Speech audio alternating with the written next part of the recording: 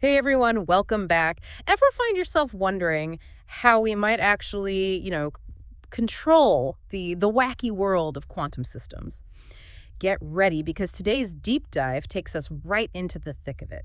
Linear quantum systems. We're going to uncover some pretty surprising secrets about, how they behave. We're going to be dissecting a research paper, pretty fascinating stuff, by Dong, Zhang, Li, and Peterson. And let me tell you, it's packed with some serious math. Oh, absolutely. But trust me, the insights are worth the mental workout. What's really neat is, the paper really digs into the fundamental math underpinning linear quantum systems. Yeah. And they explore these things called zeros and poles. And they're really interesting. They act like this hidden blueprint, Yeah. right, revealing a system's inner workings. Okay, so it's like uncovering a secret code almost. Yeah. Tell me more about these zeros and poles. What are they all about? What makes them so important? So imagine like a specific frequency, right, where a system, it just suddenly goes silent. Hmm. No matter what you throw at it, no response. That's a zero, a point of complete silence. So it's like a dead zone in the system. Precisely. Yeah. Now flip that. A pole, it's like when a microphone, goes haywire with feedback, Yeah, right? yeah. The frequency where the system's output, it goes a bit wild, becoming unpredictable. Okay, that makes sense. But how do these zeros and poles, how do they play together in the quantum world? Okay, so here's where things get really, really mind-bending. Okay. The researchers found this incredible relationship in linear quantum systems. If you pinpoint a pole, Yeah. you automatically know where its corresponding zero is, and vice versa. Wait, they're linked. How is that even possible? Yeah, it's like this weird quantum dance, right? Right. This duality, it emerges from the strange laws governing quantum mechanics. Yeah. By understanding one, we gain insight into the other. It's fascinating. So the system is basically hiding these pairs, and this research throws a spotlight on their secret connection. That's incredible. But what does this mean for controlling these systems? I mean, how do we even begin to harness that?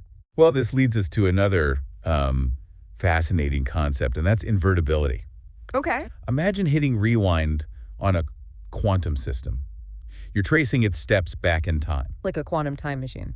You could say that. Yeah. Invertibility is all about figuring out if it's possible to reconstruct the system's past based on what we're observing in the present. Okay, that makes sense. So where does this paper fit into all of this? The paper throws a curveball. Okay. It turns out that if a linear quantum system lacks a specific component, let's call it a CO subsystem, Okay. it's always invertible. Always. Always. Hold on. You're saying that without this CO thing, we can hit rewind on these systems whenever we want. Exactly. Wow. Now, this CO subsystem, in simple terms, it's like a specific configuration that a system may or may not have. Right. If it's absent, the system is inherently reversible. Wow, that's huge. But why should we even care about being able to reverse these systems? What's the big deal? That's a great question. This invertibility, it opens up some really exciting possibilities, especially when it comes to designing and controlling quantum systems. Mm. Imagine more efficient ways to correct errors in quantum computers, Okay. or being able to develop entirely new types of quantum sensors. It's groundbreaking stuff. It sounds like we're on the verge of a quantum revolution. We might be. And it gets even wilder when we bring another concept into the mix: squeezing. Squeezing. Are we talking about literally squeezing these quantum systems? In a way, yes. Yeah. Imagine wanting to make an incredibly precise measurement in the quantum world, right? Okay.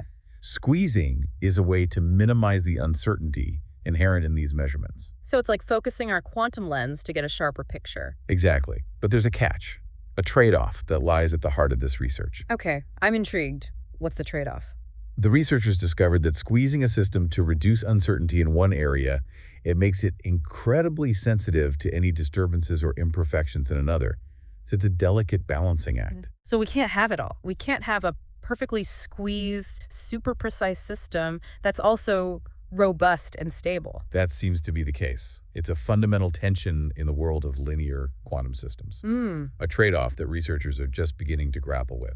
Wow, so this paper isn't just revealing hidden connections, it's highlighting the limits of what we can achieve in the quantum world. That's a pretty profound insight. Absolutely.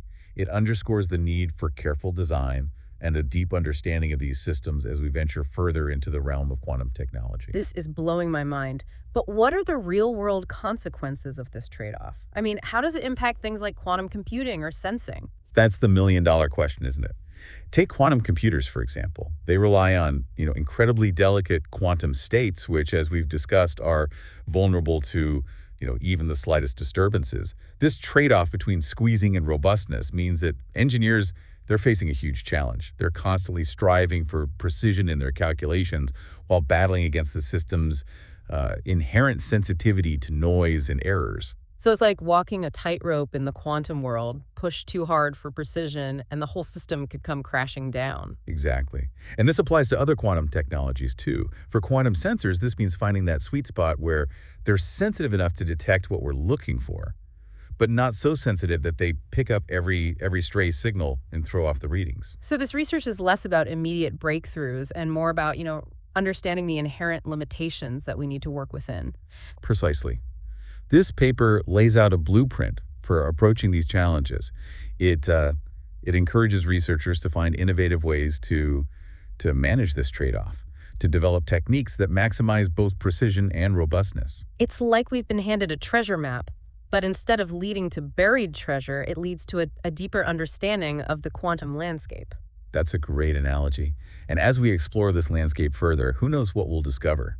This paper, it opens up exciting new avenues for research and development in quantum technology. This deep dive has been a wild ride. We've gone from the depths of mathematical equations to the very edge of what's possible in the quantum world. It's been a pleasure unraveling these mysteries with you. The biggest takeaway for me is just how interconnected everything is in these systems. Zeros and poles, like dancing together.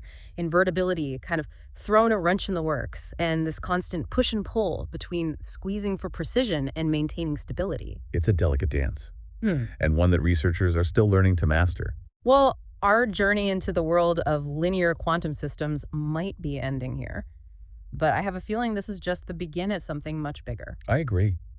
And who knows, maybe one day we'll look back at this research as the turning point that led us to even more mind-blowing discoveries. That's something to ponder, isn't it?